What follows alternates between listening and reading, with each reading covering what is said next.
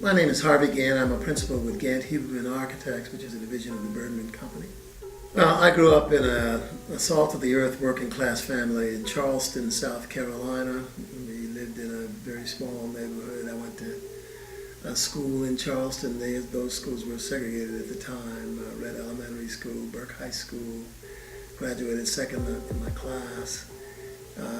Developed an early interest in drawing and sketching in the fifth grade by a very insightful fifth grade teacher. And I sketched and drew from the fifth grade on, and I still do it even today.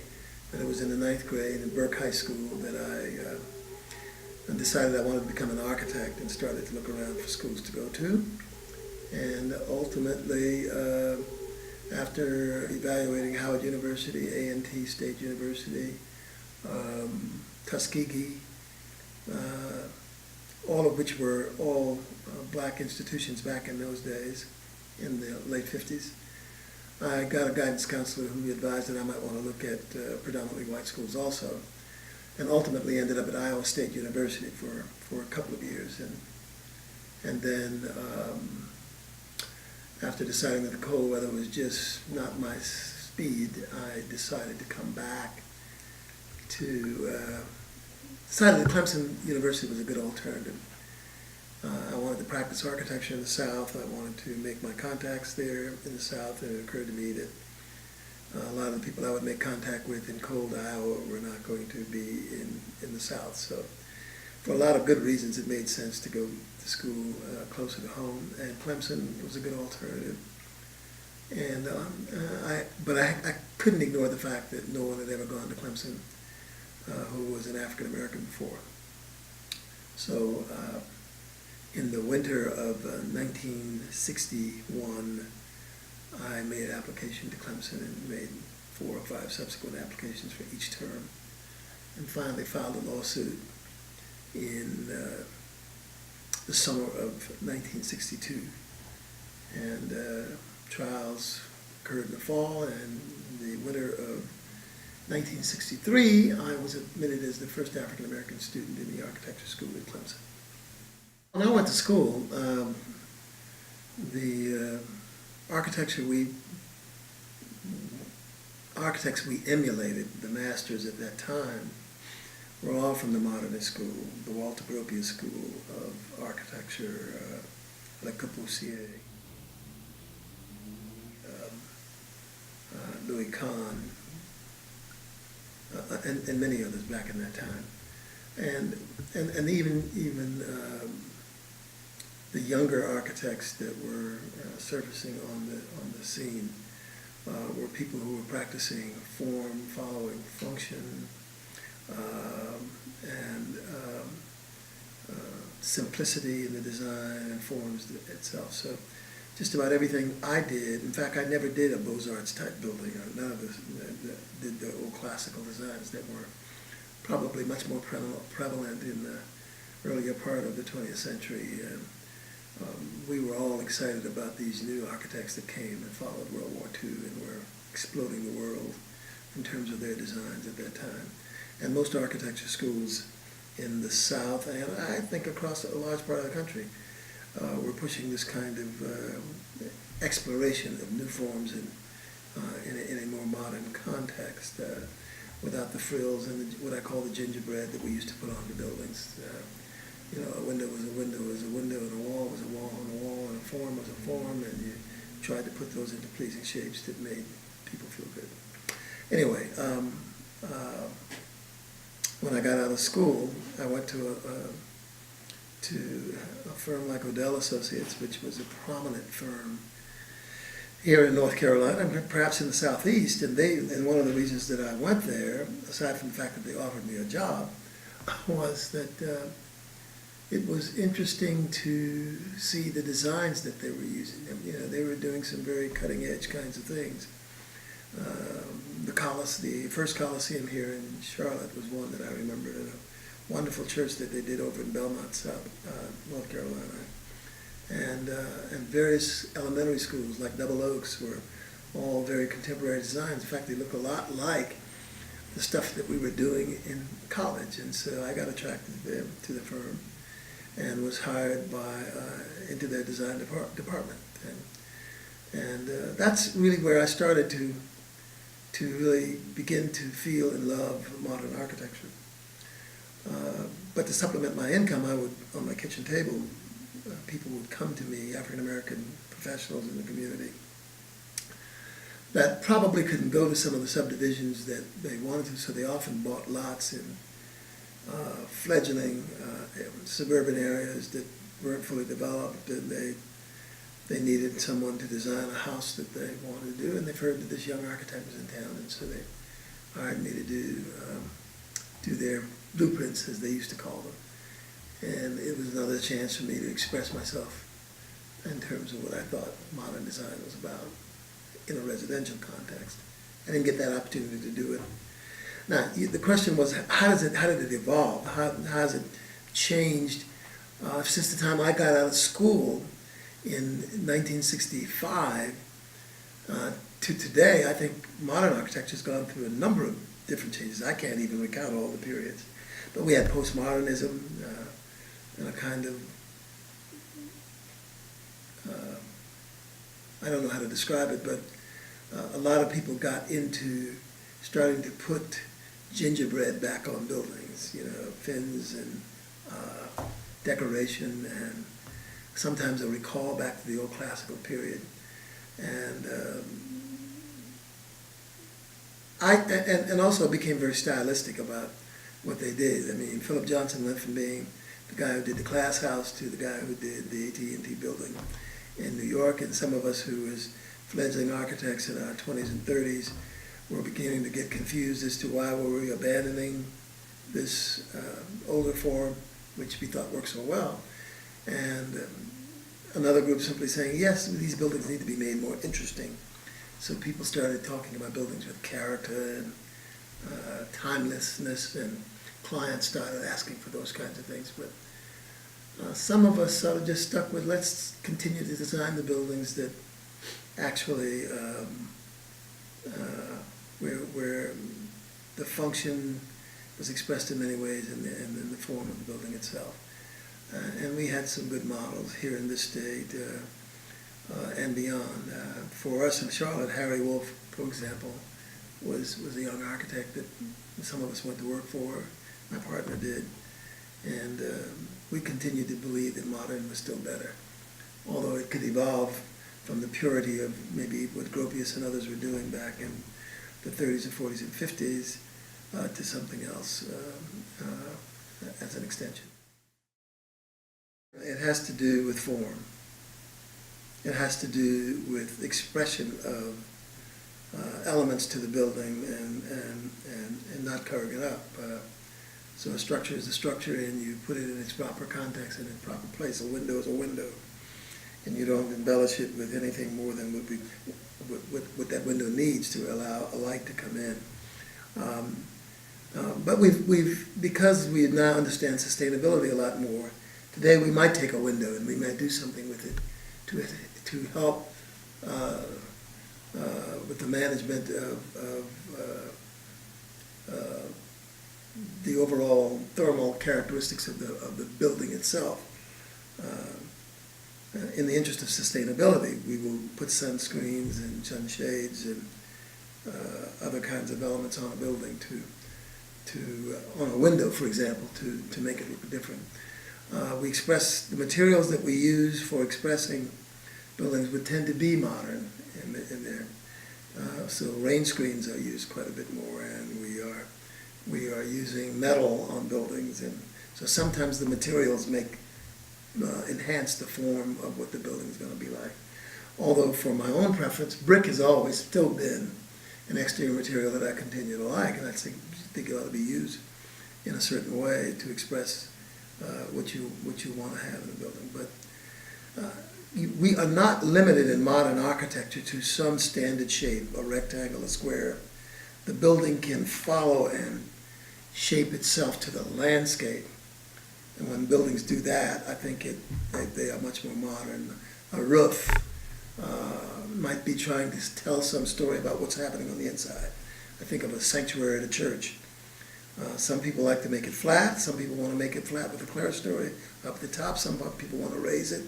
Whatever your instincts might be, you will not be out of context in modern architecture, whereas if you were doing classical work, you had the front porch, the nave, and all of those had a specific expression and very little variation on that expression.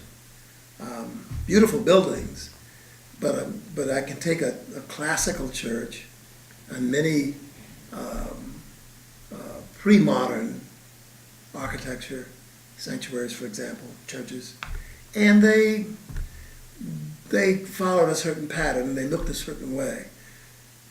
But architects who practice modernism are not constrained by those particular forms. They are constrained by the function that the client and how the client might want to use this particular space, and they can form that space to fit that.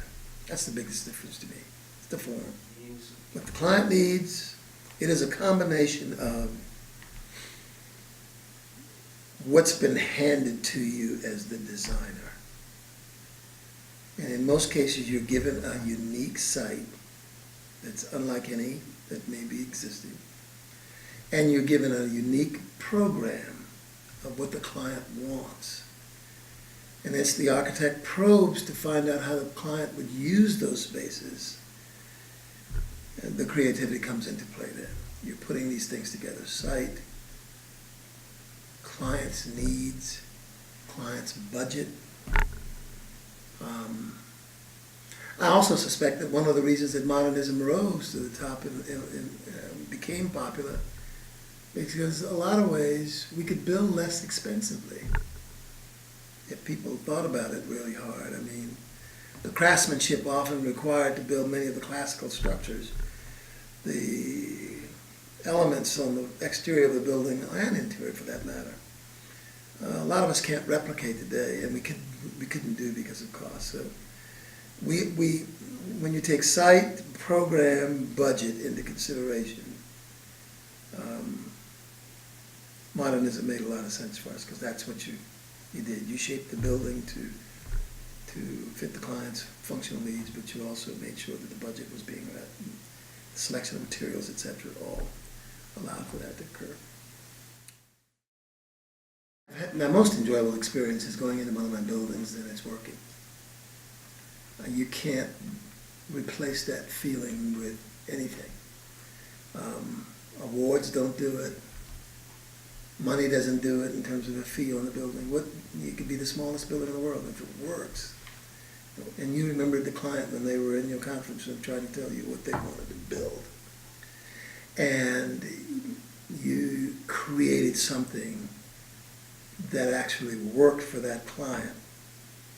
And I don't mean work in the sense that people love it from a design standpoint and it gets a big architectural award, but it actually works and the client is happy in the space and people are happy in the space. That's what architecture is about. It's creating these memorable spaces that work, first for the person who paid for it and for the patrons or people that he wants to serve, whether it's a house, restaurant, church, or whatever.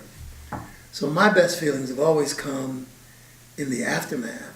I love the creative part as we do it with the client.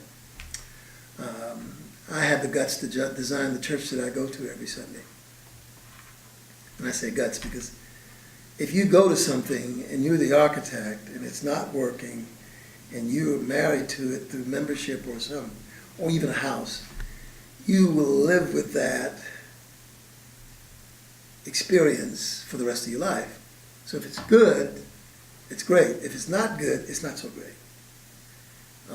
One of the best feelings I have is to go to Friendship Baptist Church on Sunday mornings. But I can remember when we were in these conference rooms here in this office and with models that we played around with and trying to create just this ideal sanctuary space that we wanted to make it work, and then bringing in the members of the deacon board and missionary society and showing them these ideas which were the furthest thing from their minds about what they wanted in the church. But when we talked about the play of light against shape and form in the space and how we could make the organ actually an artistic backdrop for the whole sanctuary and how we would treat the symbols of the church and where we would place them, and how we would emit light to the sanctuary. These were all ideas and concepts that were exciting. But the most excitement actually came when you got to sit in it, and you started to begin to feel that as the construction went forward. You got the shape right, you got this right, but it never really comes to full being until people are in it, and it's actually functioning just like you imagined, maybe even better than what you imagined. That's what makes you keep coming back. That's what makes you take your grandkids and show them what you've been doing. That's what the real excitement of architecture is all about. I think what I got out of that experience was that I could never earn a living designing houses, because I think it's actually the most intimate of designs that you can do. It is to do it right, you have to get to know the client far more intimately than you would get to know a client if you were doing an office building, even a school or anything else, maybe even a church. Because now you're talking to the client about the living space that they're going to be living in. And so I remember trying to spend time with Willie and Johnny Bullock or Dr. Nash. And here you got to remember, I was a 23-year-old architect.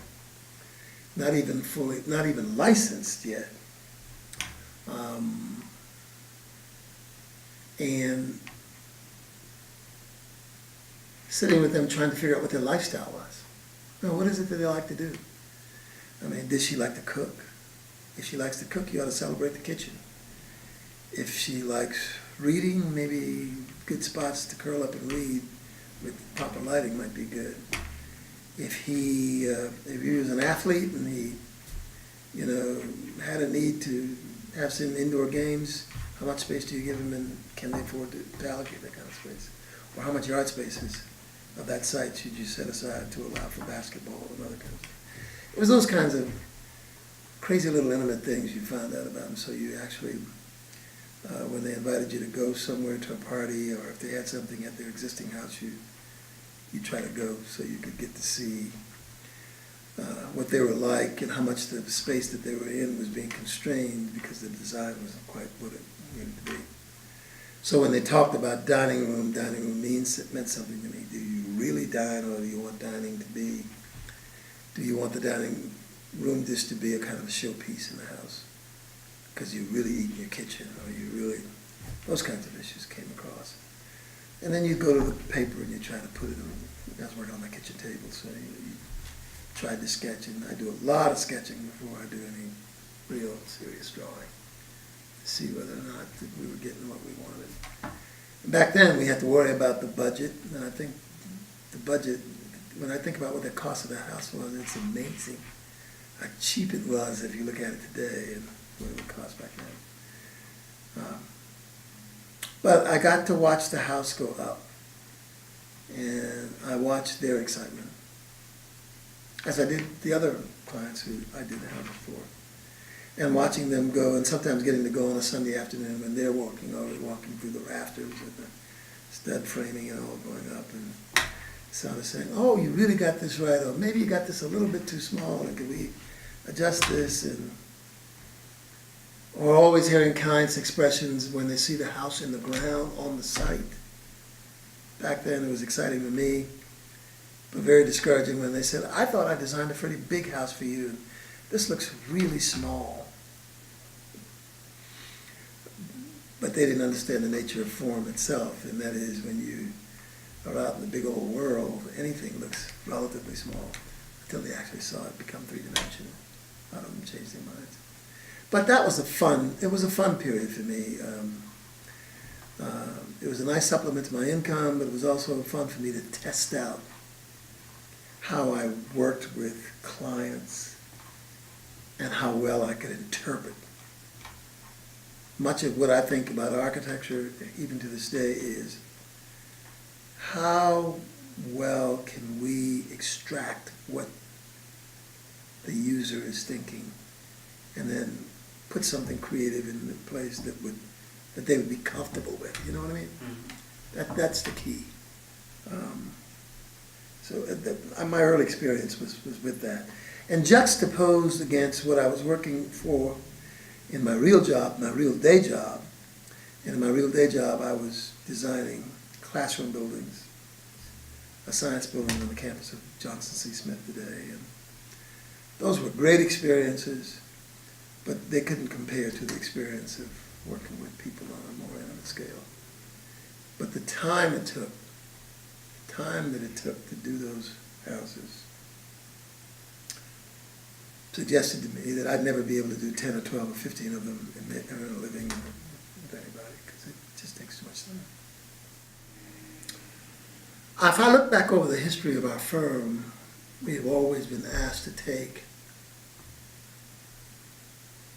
in most cases, a bare bones budget and to do something significant. The challenge would be if someone walked in today and had a 2,000 square foot space, not a very big space, but they had X amount of dollars. The challenge would be, do we just give them something very pedestrian and because they don't have a lot of money, or do we in fact say, let's see how creative we can be with limited funds? In our career, most of our jobs have been limited funds because a lot of our work has been for the public sector, which meant that they never had generous budgets, adequate budgets, or sometimes not so adequate budgets. And so early on in the process, once we've gotten the program, we have to sit there and think, how creative can we be with this? How do we design that curvilinear roof and do it in such a way that it's not 4 times the cost of a more standard roof?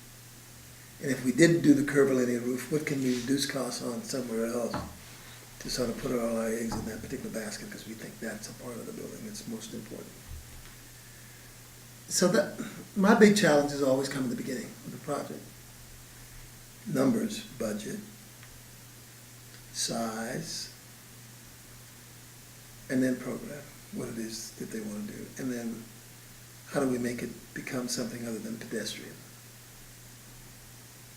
But that's the excitement of the creative process. That's what makes it very interesting. If I had a client that allowed me to spend $1,000 per square foot and he didn't particularly care what I did, that's not nearly as challenging as somebody who's serious about some particular thing they're wanting to accomplish, but they don't have much money, or they barely have enough money to do it.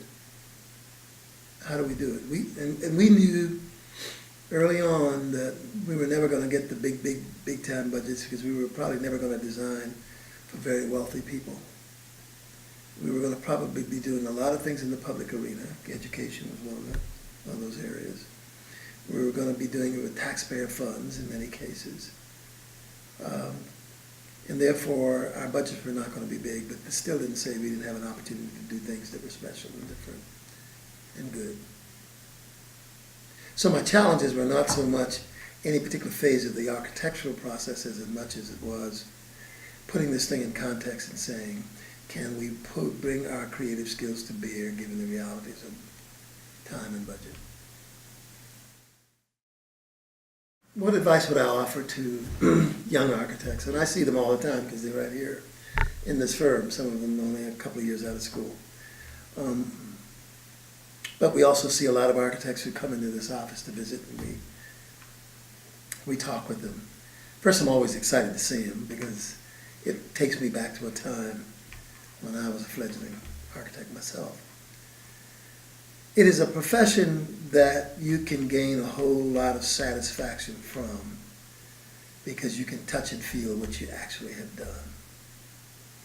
You can't imagine what satisfaction comes from that. It's almost like my sharing with you how I feel when I go into a project and it's working for my clients. It is not a profession that you will probably earn a huge income from. But if money isn't everything, and it isn't, the satisfaction you get from the creative process more than overcomes whatever deficit in salary you may have. But you have to be certain that this is what you want to do. And school is a good time to sort of test that. If you're excited about that studio project that you're going to go work on. Or if it's a chore, then you might not want to be an architect. Because those who want to do this, the best of those kinds of people, are very passionate about design, about building space, about accommodating people. And I've never seen an architect who doesn't really like people. You can't do it without liking people. But I've never seen an architect who is going to be really good. Really good. I've seen some prima donnas who gotten ideas that I just want to design this building because I think it's a great piece of artwork. To hell with the people who are going to be in it. But the best architects are the architects who care about people, passionate about design, and then care about how those people utilize that space and how memorable that space is.